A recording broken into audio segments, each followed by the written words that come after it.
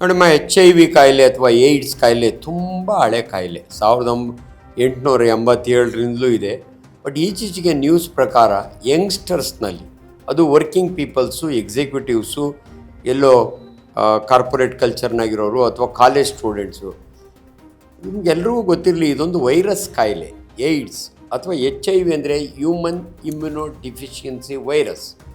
ಇದು sexually transmitted disease. ಮೊದಲು ಮಂಕಿಯಿಂದ ಮಾನವನಿಗೆ ಬಂದಂಥ ಕಾಯಿಲೆ ಇದು.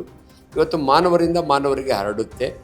It is usually most of the time sexually transmitted disease. ನೋಡಿ, ಸೆಕ್ಸ್ ಅಂದ ತಕ್ಷಣವೇ ಎಟ್ರೋಸೆಕ್ಸು, ಹೋಮೋಸೆಕ್ಸ್ ಅಂತೀವಿ ನಾವು. Male with female, male with male, ಅದರೊಳಗಾಗಿ ಮೇಲ್ ವಿತ್ ಮೇಲ್, ಅದರೊಳಗಾಗಿ ಏನಲ್ ಸೆಕ್ಸ್. ನೋಡಿ, ಸೆಕ್ಸ್ನಲ್ಲಿ ಅನೇಕ ಪರ್ವರ್ಷನ್ಸ್ ಇರ್ತವೆ. ಆ್ಯಂಡ್ ಅದರೊಳಗಾಗಿ ಅನ್ಪ್ರೊಟೆಕ್ಟೆಡ್ ಸೆಕ್ಸ್. ಅನ್ಫಾರ್ಚುನೇಟ್ಲಿ ಹೋಟ್ಲುಗಳ ವರ್ಕ್ ಮಾಡೋ ಹುಡುಗರಾಗಲಿ ಅವ್ರನ್ನ ಮಿಸ್ಯೂಸ್ ಮಾಡ್ಕೋತಾರೆ. ಆರ್ಮಿಯೊಳಗೆ ಮಿಸ್ಯೂಸ್ ಆಗುತ್ತೆ. ತುಂಬ ಜನ ಪರ್ವರ್ಟೆಡ್ ಸೆಕ್ಸ್ ಅಂತೀವಿ ನಾವು. ಸೊ ಈ ವೈರಸ್ಸು ಯಾರಾದರೂ ಇಂಟರ್ಕೋರ್ಸ್ ಮಾಡಿದರೆ ಅನ್ಪ್ರೊಟೆಕ್ಟೆಡ್ ಸೆಕ್ಸ್. ಪ್ರೊಟೆಕ್ಟೆಡ್ ಸೆಕ್ಸ್ ಅಂದರೆ ಅಟ್ಲೀಸ್ಟ್ ಕಾಂಡಮ್ ಆದರೂ ಹಾಕ್ಕೋಬೇಕು.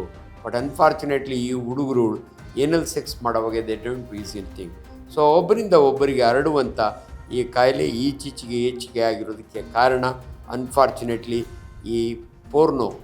ಈಸಿಲಿ ಮೊದಲೆಲ್ಲ ಪೋರ್ನೋ ಯಾರಿಗೂ ಸಿಗ್ತಿಲ್ಲ. ಇವತ್ತು ಮೊಬೈಲ್ನೊಳಗೆ ಡೈರೆಕ್ಟಾಗಿ ಪೋರ್ನೋ ನೋಡ್ತಾರೆ, ಎಕ್ಸೈಟ್ ಆಗ್ತಾರೆ, ಸ್ಟಿಮ್ಯುಲೇಟ್ ಆಗ್ತಾರೆ. They will have a sex. And ಯಾವುದೇ ಸೆಕ್ರೀಷನ್ ಆಗಲಿ, not only semen, saliva, oral ಸೆಕ್ಸ್ನಲ್ಲೂ ಕೂಡ ಏಡ್ಸ್ ಇರೋನ ಜೊತೆಯಲ್ಲಿ ಓರಲ್ ಸೆಕ್ಸ್ ಮಾಡಿದರೆ ಅದರಲ್ಲೂ ಕೂಡ HIV ಬರುತ್ತೆ. ಈ HIV ವೈರಸ್ಸು ಹಿಂಗೆ ಟ್ರಾನ್ಸ್ಮಿಟ್ ಆಗಿ ಅಲ್ಟಿಮೇಟ್ಲಿ ಏನಂದರೆ ಒಂದು ಸಮಾಧಾನ, ಇವತ್ತು ಮೊದಲು ಏಡ್ಸ್ ಅಂದರೆ ಮುಗೀತು, 3 ವರ್ಷದೊಳಗೆ ಸತ್ತೋಗ್ತಾರೆ ಅನ್ನೋರು. ಇವತ್ತೆಲ್ಲ ವಂಡರ್ಫುಲ್ ಡ್ರಗ್ಸ್ ಇದ್ದಾವೆ. ಓನ್ಲಿ ದಯವಿಟ್ಟು ಈ ರೀತಿ ಸೆಕ್ಸ್ ಮಾಡೋರು ಪ್ರೊಟೆಕ್ಟೆಡ್ ಸೆಕ್ಸ್ ಮಾಡಿ ಆ್ಯಂಡ್ ಚೆಕ್ ಮಾಡಿಸ್ಕೊಂಡು ಡಿಟೆಕ್ಟ್ ಆದರೆ ಇವತ್ತು ವಂಡರ್ಫುಲ್ ಡ್ರಗ್ಸ್ ಇದ್ದಾವೆ. ಫ್ರೀ ಡ್ರಗ್ಸ್ ಕೊಡ್ತಾರೆ ಗೌರ್ಮೆಂಟ್ನೊಳಗೆ. ದಯವಿಟ್ಟು ಆ ಸಹಾಯ ತಗೊಳ್ಳಿ. Thank you.